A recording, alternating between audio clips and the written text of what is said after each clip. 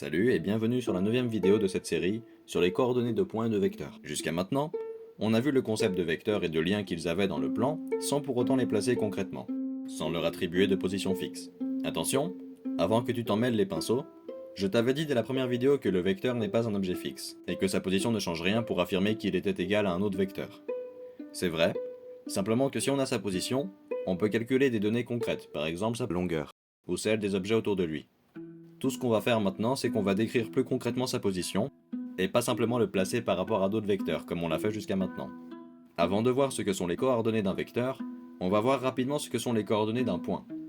Oui, tu les as normalement déjà vues en primaire, mais au moins le rappel est fait.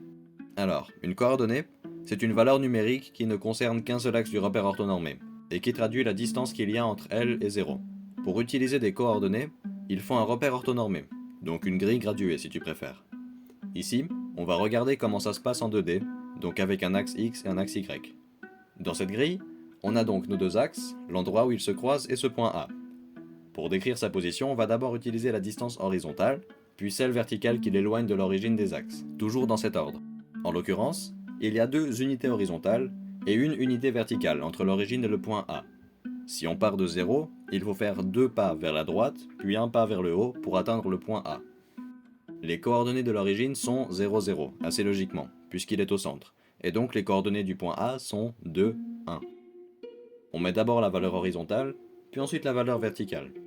Je suis sûr que tu as compris et même que tu savais déjà. Donc rapidement, quelle est la position de ce nouveau point B? Le point B a les coordonnées -3, 2. Conventionnellement, les valeurs augmentent quand on va vers la droite. Donc dans ce cas, la première coordonnée du point B est négative. Voilà pour les coordonnées des points. Maintenant, regardons comment ça se passe pour un vecteur.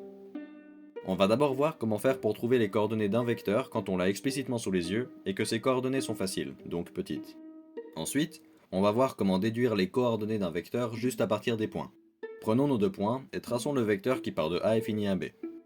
Pour exprimer le vecteur AB en termes de coordonnées, il faut regarder ce qui lie le point A au point B.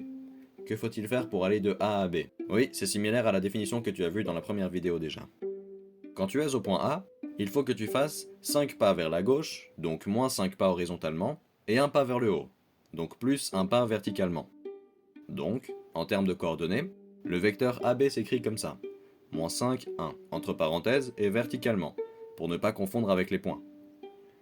Si tu ne comprends pas cette manière ou qu'elle ne te convainc pas, vois le point A comme si c'était l'origine, et ensuite cherche les coordonnées de B.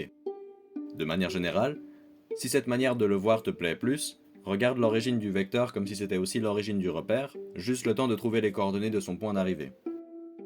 Si on n'a pas de chiffre pour décrire un vecteur, on peut simplement écrire A1 pour sa première coordonnée et A2 pour sa seconde coordonnée. C'est une convention pour exprimer des coordonnées en termes de variables, donc en général. Pareil pour les points. Par exemple, ici A1 serait -5 et A2 serait +1. Mais en fait, comment se fait-il qu'on puisse exprimer des objets non fixes, donc des vecteurs, à l'aide des mêmes coordonnées que des points? Eh ben en fait, je ne t'ai pas tout dit. Pour passer des coordonnées de points à celles de vecteurs, on utilise un outil auxiliaire, qui nous permet de traduire ces deux écritures. On utilise deux petits vecteurs, E1 et E2. E1 est un petit vecteur horizontal qui vaut 1 et qui part de 0. Et E2 est un autre petit vecteur qui a aussi une longueur de 1 et qui part de 0, mais lui est vertical. À quoi servent-ils? En fait, il représente les pas horizontaux et verticaux dont je te parlais, mais maintenant on fait des pas vectoriels. Je m'explique. Pour le vecteur AB, on avait fait -5 pas horizontaux et un pas vertical pour aller du point A au point B. Le vecteur E1 représente un pas horizontal et le vecteur E2 un pas vertical pour décrire les vecteurs. On a fait -5 fois le vecteur E1 plus une fois le vecteur E2. C'est la notation qui se cache derrière ces parenthèses verticales. En réalité, une parenthèse verticale qui contient les deux coordonnées d'un vecteur découle de cette extension de coordonnées fixes des points. Tout vecteur peut être décrit comme le nombre de vecteurs E1 plus le nombre de vecteurs E2 qu'il faut ajouter pour aller de son point d'origine à son point d'arrivée. En gros, puisqu'on a le vecteur E1 qui multiplie la première coordonnée du vecteur et le vecteur E2 qui multiplie la seconde, on peut l'écrire sous la forme d'une parenthèse verticale, et donc les lire comme de réelles coordonnées de vecteurs. Voici donc ce qu'il se cache derrière cette nouvelle notation. On traduit simplement les pas qu'on a fait en pas vectoriels, entre guillemets. Si tu veux, tu peux le voir sous un autre angle. Un point a une position fixe, et comment est-ce que tu fais pour savoir laquelle c'est? Tu multiplies le nombre de pas qu'il faut faire par les unités de mesure de ton repère orthonormé, à savoir 1. Pour un vecteur, c'est pareil. C'est juste que tes pas ne sont pas de simple distance, mais ce sont des vecteurs. En bref, c'est une traduction. L'idée centrale est le mouvement entre l'origine du vecteur et son point d'arrivée. On n'est pas sur la même utilisation des coordonnées pour les points, qui sont fixes, et pour les vecteurs. Pour eux, les coordonnées traduisent le mouvement, le déplacement d'un point à un autre. C'est pas difficile à voir, regarde. On a le point A, dont les coordonnées sont 2 et 1, et le point B, qui a les coordonnées -3, 2. Maintenant ajoutons deux autres points, C et D. Les coordonnées de C sont 1, -1, et celles de D sont -4, 0. Toutes ces coordonnées sont différentes.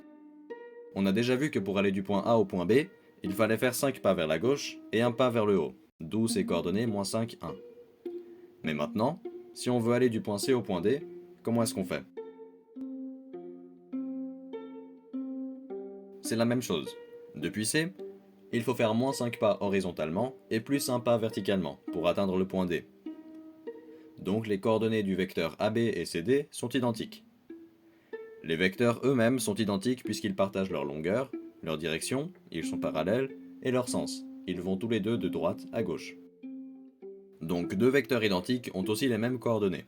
Maintenant, gardons que le vecteur AB et regardons comment faire pour trouver les coordonnées du vecteur sans devoir les compter sur le dessin directement et juste à partir de celles de ces points.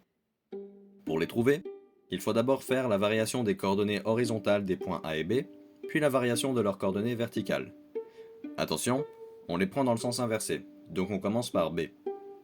On prend la première coordonnée du second point et on soustrait la première coordonnée du premier point. On vient de faire la variation des coordonnées horizontales. Donc pour le point B, c'est -3 et pour A, c'est 2. -3, -2 nous donne -5. On fait pareil pour les coordonnées verticales. Pour B, on a +2 et pour A, on a +1. Et +2 moins +1 donne +1. Donc, on finit bel et bien avec les coordonnées du vecteur AB. D'ailleurs, trouver les coordonnées du vecteur OA revient à trouver les coordonnées du point A puisqu'on part de 0, et donc que ces deux coordonnées sont nulles. Pour t'en souvenir, pense à inverser l'ordre des lettres, mais à garder celui des axes. Tu l'as sûrement remarqué, c'est presque pareil que pour calculer la pente. On garde juste l'ordre des axes. D'abord horizontal, puis ensuite vertical. Quand tu calcules la pente, tu commences par la variation verticale. C'est la différence.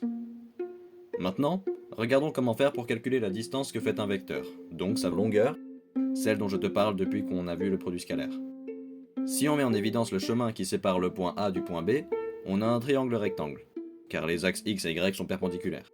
Puisque la base de ce triangle représente le nombre de pas horizontaux à faire, et sa hauteur le nombre de pas verticaux, on a suffisamment d'infos pour calculer son hypoténuse, qui n'est autre que le vecteur en question.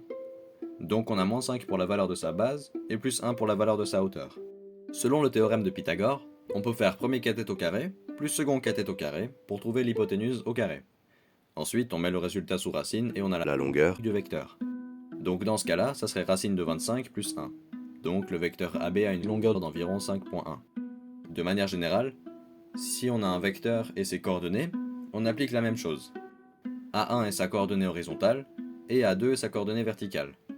Pour trouver la longueur du vecteur, il faut appliquer le théorème de Pythagore. Donc A1 au carré plus A2 au carré, et mettre le tout sous racine. Avant de finir, voyons deux outils importants, on en prouvera même un. Comment exprimer une multiplication et le déterminant de deux vecteurs en termes de coordonnées? Commençons par le produit scalaire, et prouvons-le. On prend un vecteur A et un vecteur B.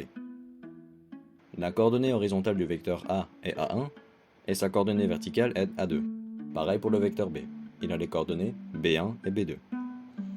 Multiplier ces deux parenthèses revient à multiplier leurs coordonnées selon la notation en termes de vecteurs E1 et E2. On a donc, entre parenthèses, la coordonnée A1 fois le vecteur E1, plus la coordonnée A2 fois le vecteur E2. Pareil pour le vecteur B, on a B1 fois E1, plus B2 fois E2. On ne fait qu'appliquer à la définition des coordonnées de vecteurs. Maintenant reformulons cette ligne, en distribuant les termes. On a cette très longue ligne. On peut modifier les parenthèses là où on en a besoin, à savoir dans les blocs séparés par les signes plus, puisque ce ne sont que des multiplications.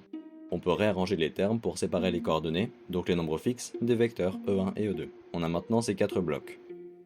Que donne le vecteur E1 fois le vecteur E1? C'est le produit scalaire de deux vecteurs parallèles de longueur 1. Donc on a 1 fois 1 fois le cosinus de 0 degré, qui vaut 1 aussi. Donc ici, on a 1. Ensuite, à deux reprises, on a les vecteurs E1 fois E2, qui se multiplient. Puisqu'ils sont perpendiculaires, les multiplier donne 0, alors on peut juste ignorer cette partie. Finalement, la dernière parenthèse de vecteur multiplié donne 1, pour les mêmes raisons que la première parenthèse. Il nous reste plus que les coordonnées A1 fois B1 plus A2 fois B2. Et c'est comme ça qu'on multiplie deux vecteurs grâce à leurs coordonnées. Avec la même logique, mais des étapes différentes, on peut aussi trouver comment faire le déterminant de deux vecteurs à partir de leurs coordonnées. Si tu as deux vecteurs, faute d'originalité nommons-les A et B, alors pour faire leur déterminant, il faut faire A1 fois B2 moins A2 fois B1. Voilà, j'espère que maintenant, tu sais comment appliquer ces deux outils à tes manipulations de coordonnées de vecteurs. Attention, n'oublie pas qu'en faisant le produit scalaire ou le déterminant de deux vecteurs, tu passes d'un vecteur à un nombre. Le résultat est une donnée numérique. Voilà pour cette vidéo et merci pour ton attention. J'espère que tu maîtrises maintenant le concept de coordonnées. Bonne chance pour la suite!